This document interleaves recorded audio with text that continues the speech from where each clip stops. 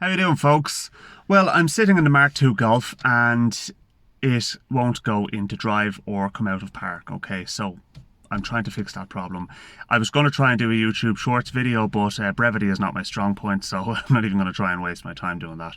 But anyway, let's have a quick look and see what I've found. There are two possible causes, really. Well, two likely causes for this issue. And number one is, if you look inside here, on this side of the T-handle, which is the left side on a right-hand drive car, you'll see there's actually a grub screw. Now what's happened here is the grub screw actually came loose, which allowed the handle to lift up slightly. Okay, now what you wouldn't notice that unless you went pulling at it and it actually popped off in your hand.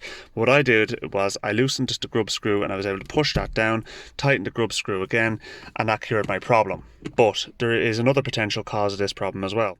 An issue I found with this car was that there is a mechanism in place that basically requires you to put your foot on the foot brake before you can get out of park, which is a safety feature, and that's fair enough.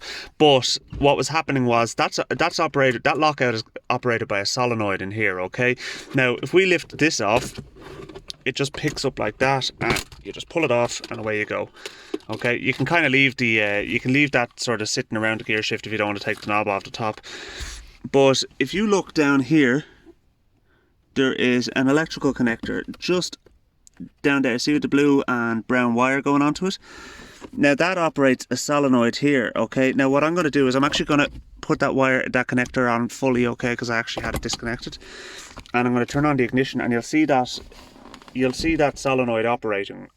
Okay, so watch when I turn on the ignition. So that pops out now, okay? Now if I turn off the ignition, it should go back in. But in this car, it's sticking. And it's just because the spring has gone weak, I think.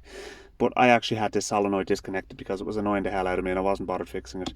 But I was able to push it in with my finger there. So, again, it'll work sometimes. And other times it won't. And when it doesn't return, you can't get it into drive. You can't get it out of park. And you could be sitting at traffic lights after shifting it into park.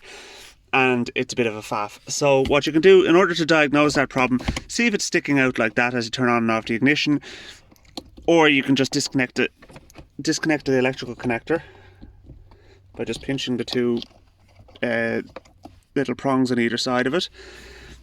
And now when I turn on the ignition, you'll see the light for the thing coming on. It doesn't pop out in the first instance. So that means that you can actually put it into drive without actually putting your foot on the brake pedal. I'm not suggesting you do that, folks, okay? I did it of my own volition. If you do that, you have to be very careful that you don't shift it into drive and don't want to move, but don't have your foot on the brake, because you will move. And to me, it's not really a problem, but you know, for certain people it could be. I don't know. Anyway, let's I'll just quickly show you now how to put everything back together, and then job is a good one. So I knew that the problem I was having was actually with the grub screw. The gear shift knob had just popped up a little bit and was causing my issue. With the gear shift in the park position, just slot that over there and slot the tab here down in there. Okay, slide it back until the little prongs at the back engage.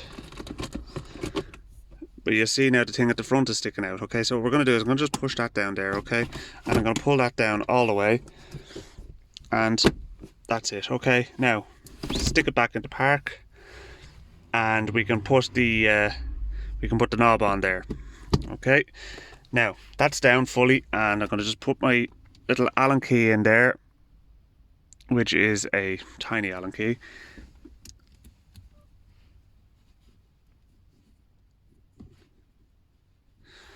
And that's now tight. Okay, so